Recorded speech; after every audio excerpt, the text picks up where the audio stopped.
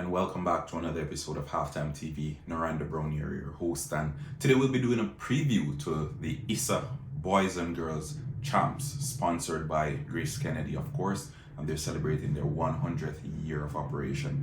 Before I go any further, let me say thank you to my sponsors, Quick Link Shipping, RS Sports Store, and CSA Shop. And as always, the link to each of these is located in the description. All right, so what is Boys and Girls Champs? Why are Jamaicans so worked up about it? What does it bring to the fore? Cut a long story short, it's one of the best. It's not even one of, it is the best of its kind worldwide, where the best teenagers, the best young athletes across Jamaica, across the island, they gather together and they compete. There are a few standout schools that once you hear their names, you think of athletics, you think of champs. On the female side, there's Homewood, there's Veer Technical, and there is Edwin Allen. Edwin Allen has been dominant of recent times. In yesteryear, it was Veer Technical, and between the two, we had Homewood with a period of dominance as well. On the male side, there is Calabar, there is Jamaica College, there is Kingston College. But what makes this such a spectacle? Apart from the fashion, apart from the vibe, apart from the atmosphere, it is the talent that will be on show. Now, across 4 days, I think Champ starts the 5th of April and it goes through the 9th, Friday night being the last. It's pure excitement. It's captivating, and the entire nation is on pause as they pay attention to the next big thing out of Jamaica. Yes, the next big thing. And I watched a video with Oral Tracy yesterday where he spoke about the good and the bad of champs, and a lot of the points he made, I agree with it wholeheartedly, because in fact, a lot of the top athletes that participate in champs or who do extremely well at the champs level, they find it difficult to transition. And when they get to the big track clubs, they have injuries, they have scars that they weren't even aware of. They've been running on these injuries. They haven't been taught proper techniques, that sort of stuff. But regardless of this, I must say it is something that we, the Jamaican population, we look forward to. We embrace it, because whether you're old, whether you're young, whether you're rich, whether you're poor, it is something that you can relate to. It is something that you can identify with. And unlike football, where we think we're a footballing nation, but the results have never been there to indicate such, champs, it's a different story, because Jamaica has been dominant across the world of sprint for so long, and we continue to dominate. And the years to come, I know the last Olympics, our females did well, the males, they struggled somewhat. But when we look at the young male athletes who have been coming up through champs throughout the years, there are so many young male athletes that we've seen that could have made the transition. But as Oral Tracy said, they didn't make the transition because they have been burnt out. We look forward to champs, we look forward to the prospects, we look forward to the twins from Edwin Allen, Tia Clayton. I'm a big fan of hers. And I think when we see these individuals running sometimes at champs, we're in awe, we're in wow, because we can't believe that at such a tender age, they're putting in such big performances.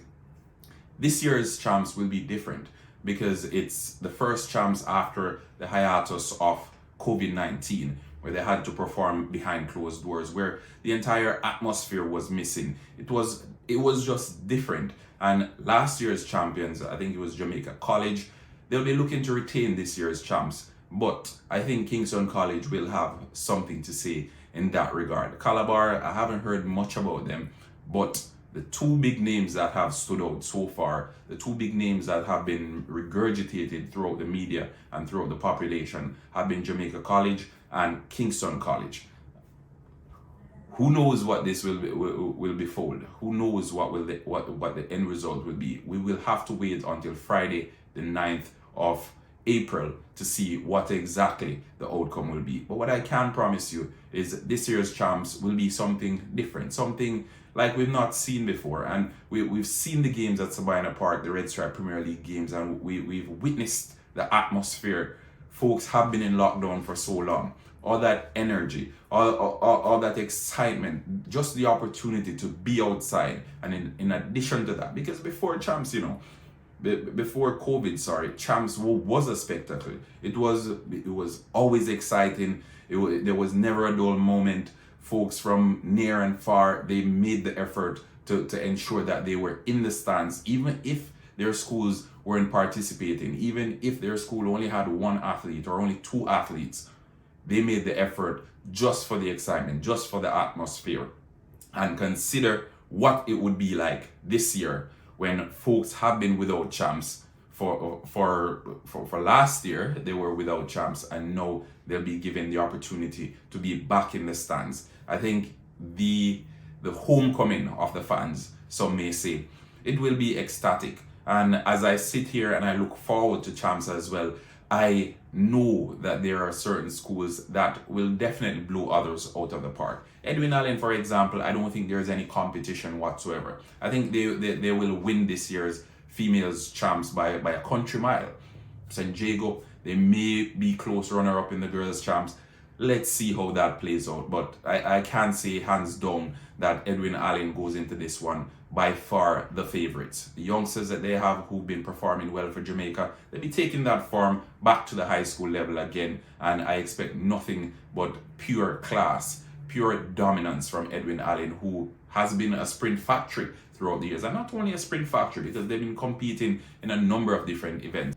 So an all-round contributor to athletics, and they continue to do well. I know this year they will continue to thrive, and hopefully a number of these athletes who have been standout performers throughout the years and throughout this champs, they will make the transition over to the senior level, and it won't be as difficult. Royal Tracy made a serious point as well, where he indicated that a lot of the top athletes for Jamaica, they didn't go to the traditional champs schools, for lack of a better term, and we can see it. The names are there. Usain Bolt, Asafa Powell, Shelley and Fraser Price. They didn't go to the top champs schools, but in the end, these are the individuals who have represented Jamaica and who have done exceptionally well for Jamaica on the international stage. Let's see if something can be done differently. Let's see if we can address this, because we're losing some of the best athletes, which again, it's sad, but the spectacle of champs, it is a very intriguing one. And for any investor, as we saw with GraceKennedy, who recently pumped $88 million into the product, it is a good product. So let's embrace that product, and let's ensure that the athletes, they come out of this the better off. They come out of this better than they went in.